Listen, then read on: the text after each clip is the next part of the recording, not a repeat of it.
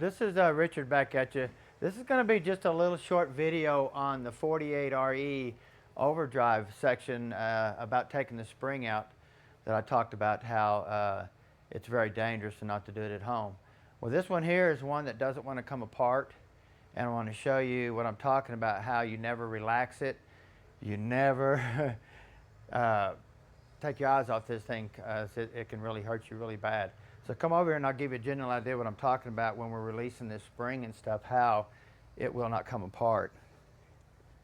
So what we got here is, this is the overdrive direct clutch in here, and there's a spring down in here, about 800-pound spring. And what we got is we got a retainer, a wavy snap ring that holds the clutch in, and then we got this wire ring that holds the spring physically encaged in its cage along with the sun gear for the overdrive planet. Okay, now right now I've got both springs out and it will not come apart. So right now it is at its dangerous point to where it's physically, I can't take it apart. Now I can jack it down. If you look at this, I got this tied. Okay, what I'm doing is I'm taking this plate here down. Let me get this in here. Hit you. But if you notice, I'm pushing here too. Can you see that, Trent? Yeah. See? But I'm pushing them both down at the exact same time. Okay. Now this wire ring goes in here like this. Sets down in there. Now I can relax it and it won't come out. Watch this. I'm going to relax it, but it still will not come up all the way and seat the ring. See how it cocked right there? So right now that thing is still loaded. I cannot take it out of there because if I take it out and it jumps, it's capable of cutting that stainless wire ring in half and jumping through the roof. See? So if you go down a little bit farther, compress it.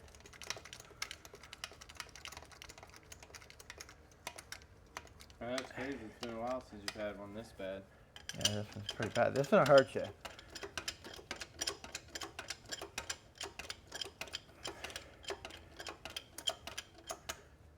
Spray some PB blaster in there.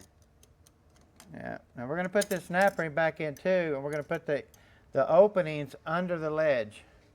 Come over here, Trent. Can you see this right here? We're not going to put the opening in a gap. We're going to put the opening, the tip, under a ledge. Just like that, about the middle. Just like that. And now we're going to relax it. Now it should relax on the clutch this time and not set on this snap ring or this stainless wire ring. Okay, see now it's totally relaxed right there. So it's against this snap ring, everything like that. But now we're going to take this thing out, and this is where it's going to get scary. Normally I take these out in two pieces. Take this snap ring out, take this piece out, set it in here, and then I do it next. But I'm really kind of trying to figure out how I'm going to do this, because this is... I get that PB behind you, maybe. I don't know why it's cocking. It's yeah, I bet doing it's what it's war doing. Bad. Mm-hmm.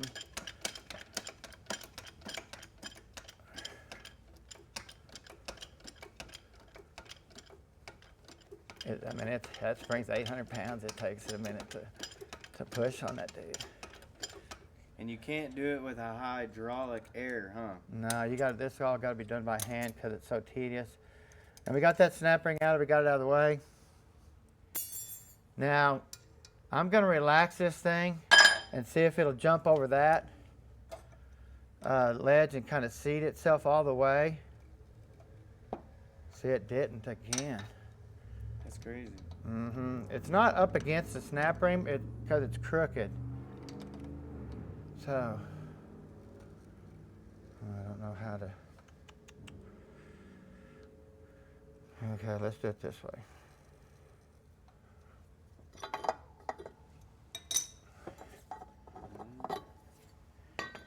Keep it away from your face. Get it away from you as soon as possible. Get this piece out. pick this up. Get this back up. We're gonna lift this up right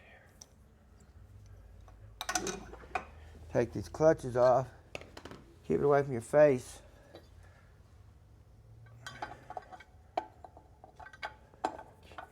Don't get your hands. I mean, it's so terrifying to even do this, but it's got to be done. I mean, Yeah, that was a pretty scary moment. I'm not gonna lie. Wow. well, it's still in a bad position right now. know.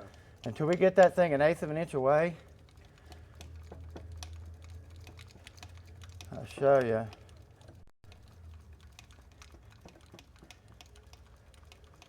Now I put it together in 2 stages, but I've took them apart in single stages like that before, what I was showing you.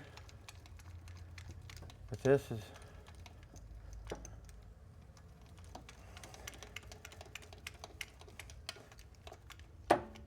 okay, I heard it. did you hear it cock? Cock. Mm-hmm.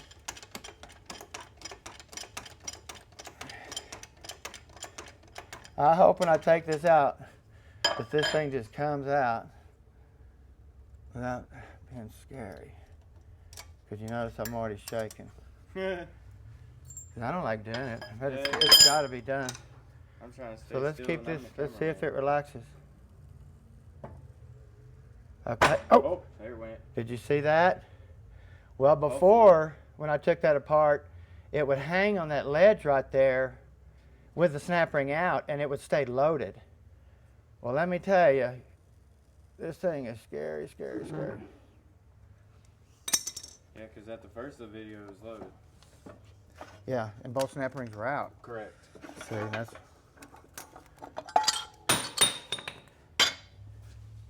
Okay. Get this over here. Hook this Over real here, quick. finish? Yeah.